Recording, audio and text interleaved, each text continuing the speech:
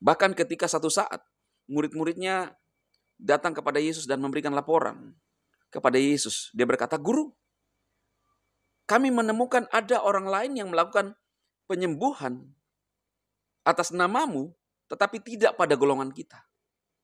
Ketika Filipus bertanya kepada Tuhan Yesus, "Tuhan, tunjukkanlah Bapa itu kepada kami." Lalu Yesus menjawab, "Filipus, sekian lama engkau bersama dengan aku, namun engkau tidak mengenal aku. Aku adalah Bapa, di dalam aku ada Bapa."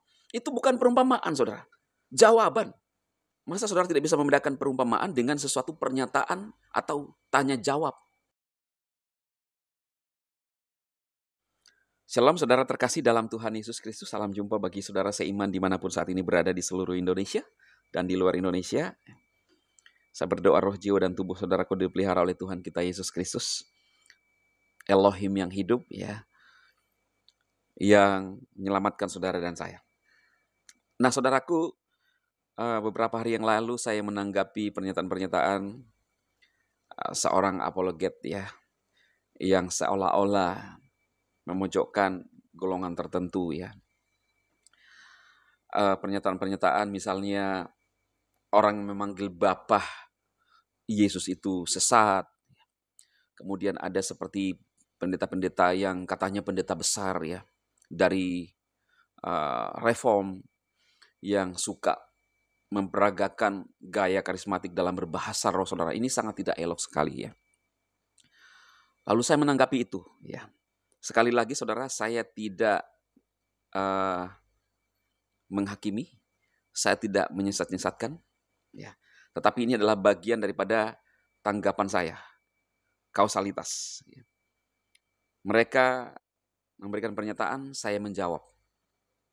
Ya, jadi tidak ada maksud saya untuk menghakimi mereka, saudara. Tapi ketika saudara seolah-olah menjatuhkan golongan lain, saya akan berbicara. Ya.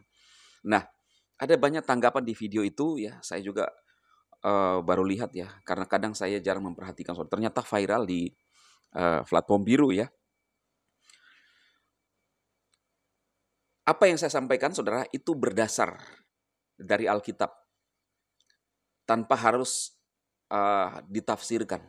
Ada yang bilang bahwa pernyataan Tuhan Yesus, jawaban Tuhan Yesus kepada Filipus itu adalah perumpamaan. Saudaraku, kenapa saudara cara berpikirnya dangkal sekali? Itu adalah komunikasi antara Tuhan Yesus dan murid-muridnya.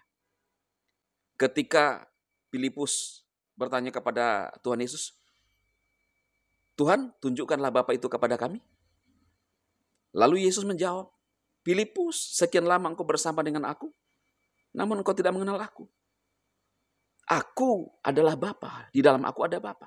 Itu bukan perumpamaan, saudara. Jawaban. Masa saudara tidak bisa membedakan perumpamaan dengan sesuatu pernyataan atau tanya jawab? Ya. Saya curiga ini mereka dari golongan pro, saudara, protes, ya, yang suka protes-protes. Saya membahas video itu dan saya mengungkapkan apa yang saya alami, saudara. Ya. Jadi kalau saudara seolah-olah memojokkan Pantekosta karismatik, saudara, dulu waktu saya di sana, ada banyak juga yang, saudara, yang menurut saya, tapi tidak usah kita ceritakan. Makanya saudara, bagi saya, mereka yang menganggap diri ini sudah mulai hebat berteologi, termasuk ST, yang senior memang, ya. Karena justru mereka melakukan ini, atau khususnya ST ini melakukan itu, maka dilihat oleh anak-anak muda ini yang seolah-olah memojokkan golongan-golongan yang lain, saudara. Di dalam Alkitab, saudara, saya membaca Alkitab dan tidak ada yang menyebutkan, ya, bahkan Tuhan Yesus tidak menyebutkan kalau kita percaya Tuhan Yesus itu sesat, saudara. Ketika satu saat murid-muridnya datang kepada Yesus dan memberikan laporan kepada Yesus, dia berkata, "Guru, kami menemukan ada orang lain yang melakukan penyembuhan atas namamu, tetapi tidak pada golongan kita."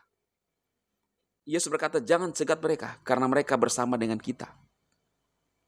Jadi cara saudara, metode itu adalah hanya sebagai cara yang tidak mempengaruhi ya, kesesatan seseorang. Di dalam Alkitab, sesat adalah orang yang tidak percaya Tuhan Yesus. Itu jelas saudara. Jadi kalau kita menyembuhkan orang lalu dianggap sesat padahal kita mendoakan orang di dalam nama Yesus. Sama berkata, lu belajar di mana selama ini tentang teologiamu? Alkitab adalah dasar yang tertinggi. Ya, makanya jangan terlalu banyak mengkontaminasikan pikiranmu dengan tafsiran manusia yang bisa salah. Baca Alkitab, saudara. Ya, khususnya Simbah Muri itu. Saya ketawa. Pastor Andi Simon melakukan penyembuhan atau pendeta-pendeta karismatik melakukan penyembuhan, kok dianggapnya sesat? Gimana aku belajar teologi seperti itu? Makanya model-model seperti inilah yang sebenarnya yang dikritisi oleh Tuhan Yesus sendiri. Ahli-ahli Taurat di dalam Alkitab yang tidak percaya kepada Tuhan Yesus yang melakukan penyembuhan dianggap juga sesat pada saat itu. Bahkan lebih parahnya dianggap Yesus melakukan penyembuhan dengan kuasa Beelzebul, saudara. Jangan sampai saudara-saudara juga menjadi ahli-ahli Taurat zaman now, modern, menganggap diri paling hebat, paling tahu teologi. Ada yang ngomong di video saya, lah ini PSD ini teologianya di mana? Saudara meremehkan kan? Katanya saya cuma kursus Alkitab aja ya. Terserah saudara mau ngomong apa. Ya. Tetapi bagi saya Alkitab cukup memberikan pencerahan, pewahyuan bagi saya. Firman ini menjadi remah, tidak hanya sebagai logos, tetapi pada saat saya membaca firman, saya merasakan hadirat Tuhan. Karena itu saudara-saudaraku yang koar-koar, yang dari pro, ya, saya dari pro dulu. Saya tahu apa yang terjadi. Kadang-kadang tiba-tiba kita menyesatkan orang tanpa tahu yang sebenarnya. Apalagi di ref, saudara, ref, ya kan? Pada saat ST khotbah itu biasanya kalau ada anak-anak yang berjalan itu langsung dihakimi.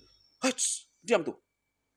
Kasihan kan, seolah-olah anak-anak itu menjadi penghambat untuk orang besar datang kepada Tuhan Yesus beribadah. Padahal Yesus berkata, biarkan anak-anak itu datang kepada aku.